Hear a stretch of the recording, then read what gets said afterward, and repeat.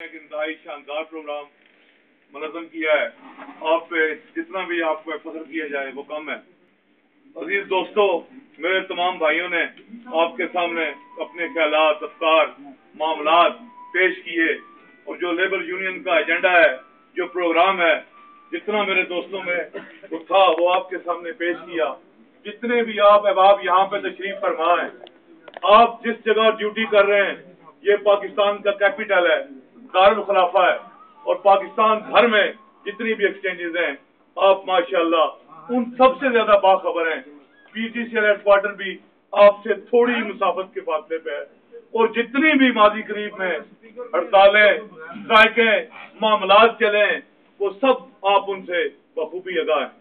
अजीज दोस्तों, ये जो लम्हात जा रहे हैं, ये जो घड़ियां, ये जो मौसम है, ये जो पल है, ये साथें बड़ी कीमती हैं। इनको जाया ना कर देना, इनको गवा ना देना।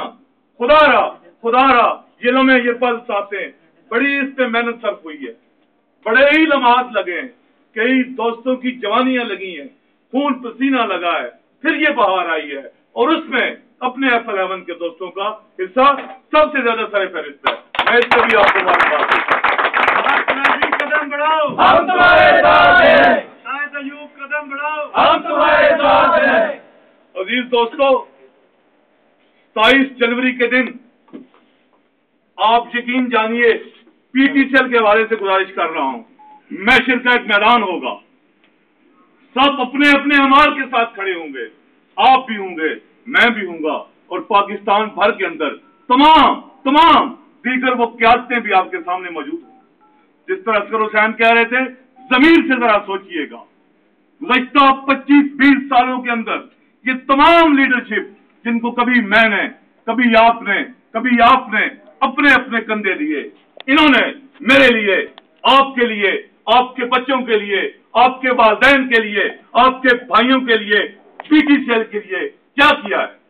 कोई एक चीज, कोई एक मामला, कोई एक नुक्ता, कोई एक पॉइंट जिससे फलाह का, खैर का पहलू निकलता हो, वो जरा सामने तो लाए। इन्होंने मासूआए इसके झूठ, फ्रॉड, प्रेस, रयाकारी, मकारी, इसके अलावा क्या किया है? जालसाजी की है, फ्रॉड किया है। ये जाली खुद साख्ता लीडरशिप जिन्होंने पीटीसीएल को और पीटीसीएल के वर्कर को तबाही और बर्बादी के धाने तक पहुंचा दिया है। ना इनके पास कोई जामे प्रोग्राम है, ना कोई एजेंडा है, ना असूल है, ना मिशन है, ना मंशूर है, ना कोई आदर्श है। इनकी बेमहार जिंदगी है। इनकी जिंदगी किसी नजरिए के तहत, किसी असूल और ज़ाब्ते के तहत नहीं है। अजीज दोस्तों, जो मैं आज और आप सब यहाँ पे जमा है, हम और आप क्या चाहते हैं? क्या यही जुर्म है कि मैं और आप कहते हैं कि चैनल ऑफ प्रमोशन बहाल होना चाहिए, और ये हमारा जुर्म है कि तुमने फन कोटा खत्म करवाया?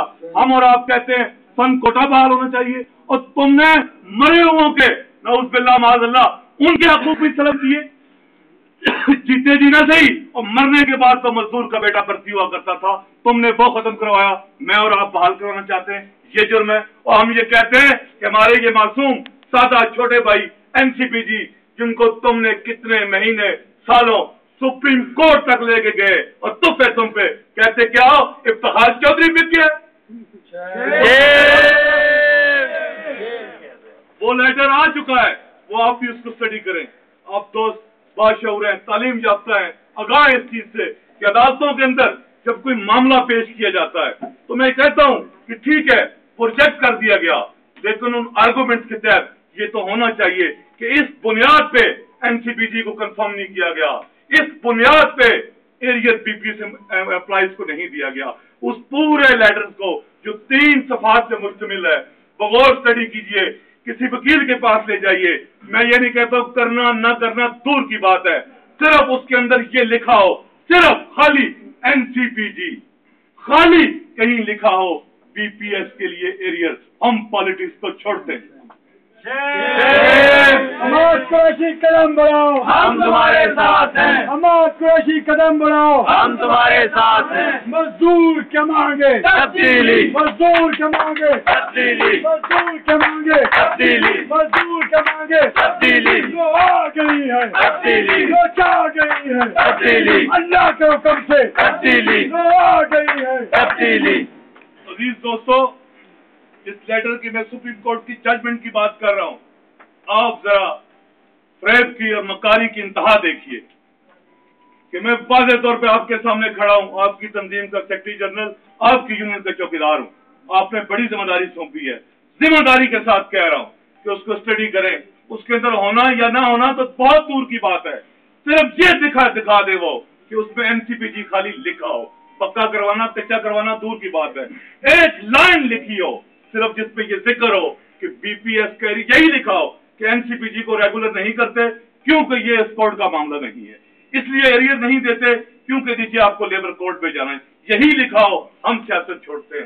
जरा जुल्म तो देखिए, इन दोनों चीजों का जिक्र ही नहीं है।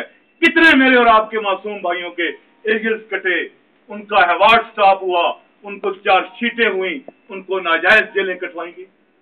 वो किधर गया? जितनी उन दोस्तों ने कुर्बानी दी, याद रखिएगा, क़यादत सिपा सलार जो होता है वही होता है जिसके उठने बैठने खाने पीने के अंदर अपने साथियों के साथ मोहब्बत इज़हार का जज्बा हो। ये तमाम के तमाम छुट्टियों पे थे, इनके लीव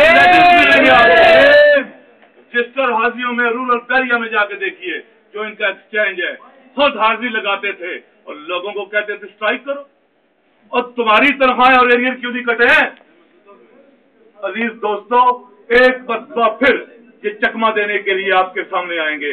मेरी आपसे गुजारिश है, इल्तमास है, अगर पीटीसीएल को बचाना चाहते हो, अगर अपने बच्चों का मुस्तकबिल महफूज करना चाहते हो, और वो दीगर तमाम मामला जो मैंने अर्ज किए हैं, चैनल ऑफ प्रमोशन की बहाली, एनसीपीजी की कंफर्मेशन, सन कोटा की बहाली, हज कोटा की बहाली, डिजीज कोटा की बहाली, तनख्वाहों में कम से कम 30,000 इजाफा, मेडिकल सहूलियात की बेहतरी, इसके अलावा दीगर के शुमार मामला हैं, तो यकीन जानिए ये तमाम के तमाम खूनी ट्रैकोलाज अब नजर लगाए बैठे हैं कि पीटीसीएल के अंदर जो आखिरी खून की रकम है उसको भी निचोड़ ले। अजीज दोस्तों, जिस तरह आजाद कह रहे थे, एक बात बड़ी वजाहत से आपके सामने रख दूं, सराहत के साथ कह रहा हूं कि पाकिस्तान भर के अंदर 4 सूबों के अंदर आपके जलसों का प्रोग्राम है, आपके जलसों का शेड्यूल है। आज 12 बजे के बाद वो इश्तिहार जो आपकी लेबर यूनियन ने निकाला है, उसके ऊपर जगह का नाम और जलसागाह का नाम लिखा होगा। चैलेंज के साथ कह रहा हूं, अगर उन मैदानों के अंदर आपके नाम के